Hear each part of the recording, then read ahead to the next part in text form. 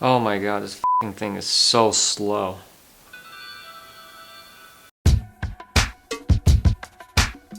Hi there, welcome to another episode of OCD Review. Today we have the BLU VIVO 5 Mini. This company BLU is based in Miami, USA. They cost a fraction of the price. We'll see how this one holds up against its value.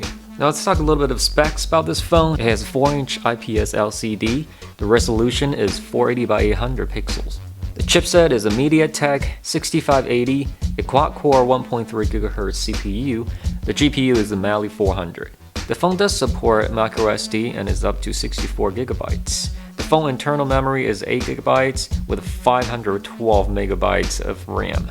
Back shooter is a 5 megapixel with LED flash, and it does shoot 1080p at 30 frames per second. Front shooter is a 3.2 megapixel selfie shooter. Well, I don't know, I don't have too much good thing to say about this phone. Let's talk about pros and cons. Start with the bad. Right off the bat, I'm gonna say this phone has a very bad screen and it has a terrible viewing angle. This means if it tilted just a little bit, you're gonna either have a very washed off screen or the color will just turn completely inverted. And that is very annoying, especially in landscape mode. This will make pretty much unusable when watching the videos. The battery life is actually quite short for this phone. It is not a removable battery. You'll be lucky if you can get through the whole day without any charge. Now, the biggest problem I find on this phone is actually quite annoying to me. The volume setting on this phone is extremely weird. Having said that, the problem is if you use the volume control rockers to turn the phone from completely silent to one click up, you will actually discover it is extremely loud even on the lowest possible settings. Well, the results is you pretty much can't use anything regarding 3.5mm earphone or any Bluetooth device without any onboard control because you will damage your ear using even the lowest setting on the phone. This actually brings out the next issue. I think that was intentionally set up this way because the loudspeaker on this phone is very, very quiet. With full blast, actually, you can barely hear anything if your bathroom fan is on or your microwave is on. Basically, a very tiny sound coming from the bottom of the device, which I'm assuming that's probably the reason why they have to set the volume parameter very, very high, even on the lowest setting. There's noticeable lag even watching YouTube, so if you're changing your YouTube videos too frequent or switching from portrait to landscape too fast, the phone actually can get freezed up. I think the half gig of RAM really make this phone unusable. The battery percentage indicator is not accurate. Sometimes I'm using the phone with 100% charge, and then one video over, which is about 3 minutes later, I'll see the phone drop almost 10%, but for the next 20 minutes, the battery indicator actually won't move, so that's actually quite weird. The phone is obviously overpriced. You're paying for this kind of a design which looks very much like an iPhone 5 or iPhone 5S. The Google Play Store compatibility issue is a deal breaker for me. There's a lot of games you cannot download from the Google Play Store. I checked the version of the Google Play Store, even the Google Play service, they're all up to date, but the device just simply won't allow me to download anything unless you want to go to third-party APK, which you'll be responsible for any kind of damage. The other thing is the box misprints of the 4G capability. This phone is actually only capable of 3G and it's not 4G capable.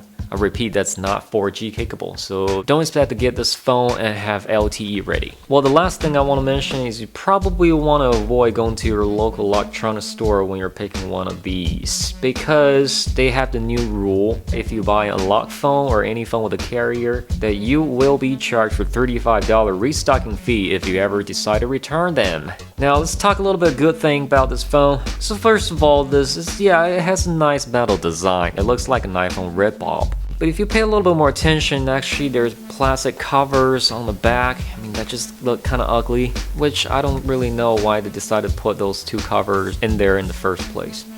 Odd.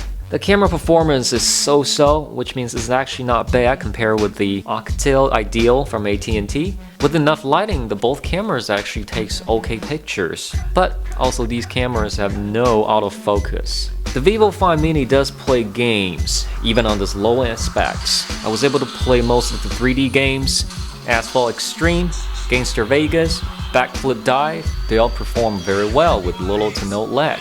Although there's a lot of games that you cannot actually play because of the compatibility issue. Just download the APK and you'll be fine. And if anything harmful happened to your device, you'll be solely responsible for that. The phone does support dual SIM standby, which is actually a good thing if you travel a lot and you decide to take this phone with you. The phone actually has XD expansion, which is a good thing. According to the box, you can insert your own micro SD cards up to 64 gigabytes. The phone does run on Android 6.0, although I'm not sure about future updates. If BLU decides to ever release another one, well, at least you get your Android 6.0 emoji package covered. The phone does come with a case and a screen protector. That's always a nice bonus, though the PTU clear case is not the best looking, but it gives you protection. The phone does have a very light loaded OS, which makes a great stock Android experience. I'm pretty sure with half gig of RAM, if you're trying to put too much stuff in there, the phone's probably not gonna run at all. As a conclusion, should you buy this phone? My recommendation is no. We're talking spending from $60 to $70 on a phone that just have an iPhone all-metal design, which all the internals are actually worse than a $20 smartphone. So in this aspect, I wouldn't recommend this phone at all, unless you like to have a phone that looks like an iPhone. This doesn't mean the phone is completely unusable. The phone does give you a very premium feeling. I think that's all the price you're paying for. But if you're looking for a better performance, less money, I would actually recommend the Actel Ideals, which only costs about $20 and is a very solid mobile gaming device. So thank you for staying.